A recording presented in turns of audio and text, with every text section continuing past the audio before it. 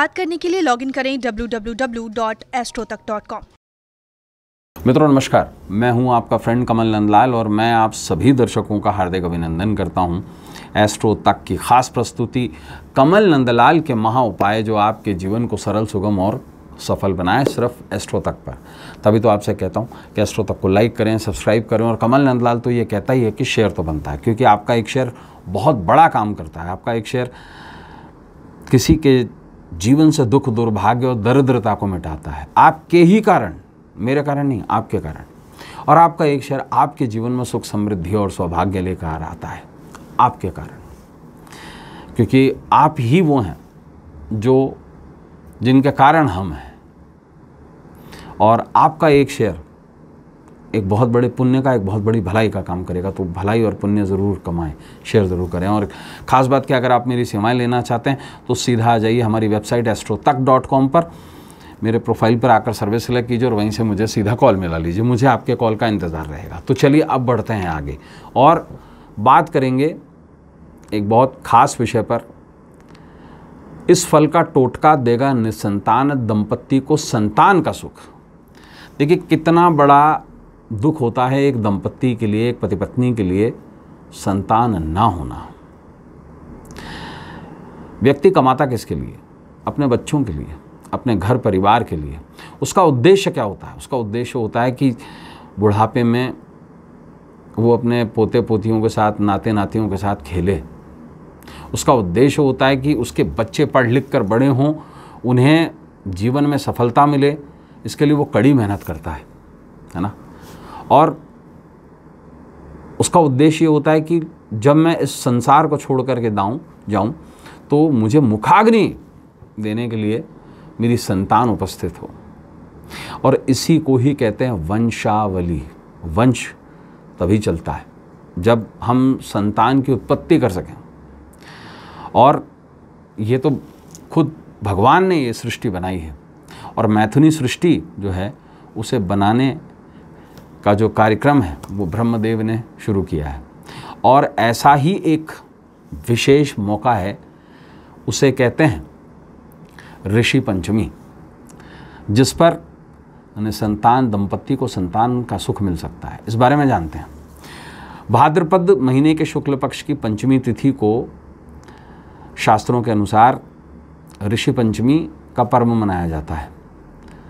देखिए एक शास्त्र है, उसका नाम है ब्रह्मांड पुराण। उसके अनुसार इस दिन 7 ऋषियों संग देवी अरुंधति के पूजन और स्थापना का विधान है।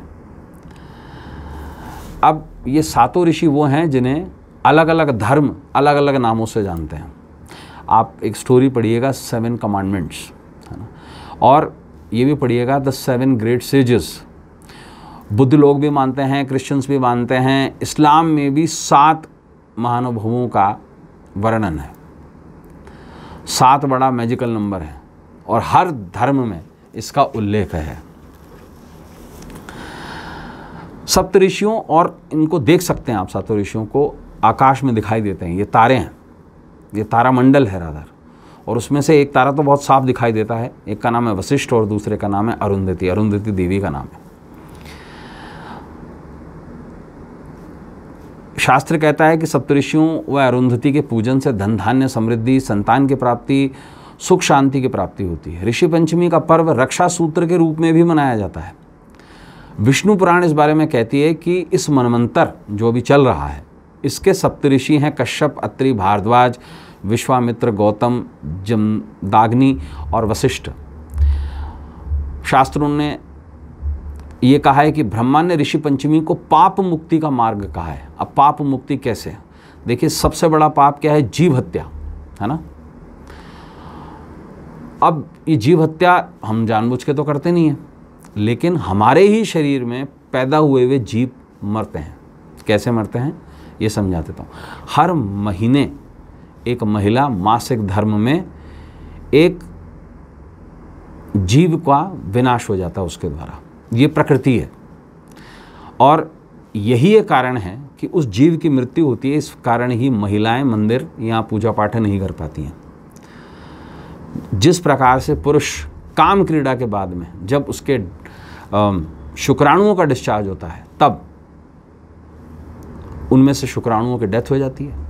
वो भी जीव है, उसके बाद भी ना तो वो मंदिर जा सकता है, ना ही पूजा पाठ का कर्म कर सकता है बिना स्नान किए हुए। महिलाओं के अंदर ये जो प्रोसेस है वो 3 दिन चलता है या 5 दिन चलता है या 7 दिन चलता है। पुरुषों में यही पीरियड नहाने के बाद ख़त्म हो जाता है। और ऐसा नहीं कि सिर्फ पानी डाल लो, पंच स्नान जिसे कहते हैं वो प्रॉपर पंच स्नान होता है, उसकी एक प्रक्रिया है, उसे हम यहाँ डिस्कस नहीं करेंगे। तो हमसे ये पाप होते हैं। महाभारत में अश्वत्थामा ने उत्तरा के गर्भ पर प्रहार किया था। उत्तरा ने इस व्रत को किया जिससे उनका गर्भ पुनः जीवित हुआ और परीक्षित हस्तिनापुर के राजा बने। ऋषि पंचमी कुंवारी कन्याओं के लिए अत्यंत फलकारी है। इस दिन शास्त्र कहता है कि हल से बोया हुआ अनाज नहीं खाया जाता। ऋषि पंचमी के उपायों से गर्भपात दोष से मुक्ति मिलती है।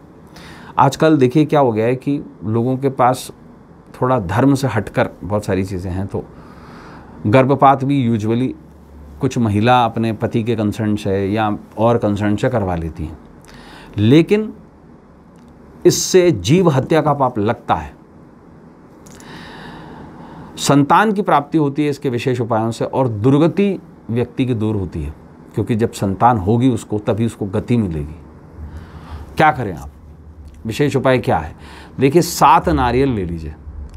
7 नारियल को क्या करिए, सिंदूर में, किसी भी तेल में थोड़ा सा सिंदूर मिला लीजिए और उसकी स्याही से 7 ऋषियों का नाम एक एक नारियल पे लिखिए, इसे एक कपड़े में बांधिए और 7 के 7 नारियल को अपने पेट से वारिए 7 बार। महिला करे तो बहुत अच्छा है। और ये किसी धर्मस्थल में चढ़ा दीजिए, चाहे कोई भी धर्मस्थल हो, मंदिर हो, कहीं पर भी हो। और जो लोग सनातन धर्मी नहीं हैं वो बिना नाम लिखे हुए अपने ही कमांडमेंट्स के नाम लिख सकते हैं। तो अब 7 ऋषियों का नाम क्या है? ये पहला नाम है ऋषि कश्यप, दूसरा नाम है ऋषि अत्रि, तीसरा नाम है ऋषि भारद्वाज, चौथा नाम है ऋषि विश्वामित्र, 5वां नाम है ऋषि गौतम, 6ठा नाम है जन्माग्नि, 7वां नाम है ऋषि वशिष्ठ। इन 7 का नाम सिंदूर से लिखकर नारियल पर अपने पेट से 7 बार वार कर और किसी भी धर्मस्थल में से चढ़ा दें और एक विशेष मंत्र का जाप कर लें। ओम सप्तऋष्योभम नमः। आश्वस्त कर रहा हूँ, संतान सुख की निश्चित प्राप्ति होगी निसंतान दंपत्ति को।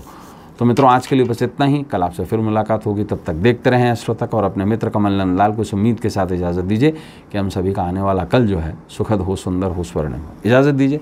नमस्कार, नमः शिवाय, हर हर महादेव।